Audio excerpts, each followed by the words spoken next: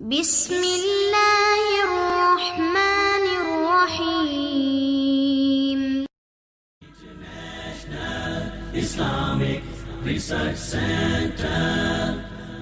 جو حج پر جا رہا ہے وہ اپنے بال اور ناخن کاٹنے سے روکتا ہے. ذوالحج کا مہینہ شروع ہونا ہے. کیا یہ صرف ان لوگوں کے لیے ہے جو حج کو نہیں جاتے؟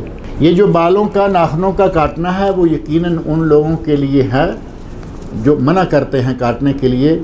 سورج چاند نظر آنے سے لے کر عید تک وہ لوگ اپنے ناخن بال نہ کٹوائیں جنہوں نے یہاں قربانی دینی ہے. جن لوگوں نے حج کرنا ہے وہ 5، 6، 4 کسی بھی ذوالحج کی تاریخ کو نکلتے ہیں, وہاں جا کے عمرہ کرتے ہیں. تو عمرہ کر کے وہ جو گنجے والا بھائی کر رہا ہے سر منڈوانا کم از کم آدھے تو کٹوانے ہیں یا نہیں جاتے. اس کا معنی یہ ہوا کہ اس پہ یہ پابندی لاگو نہیں ہوتی.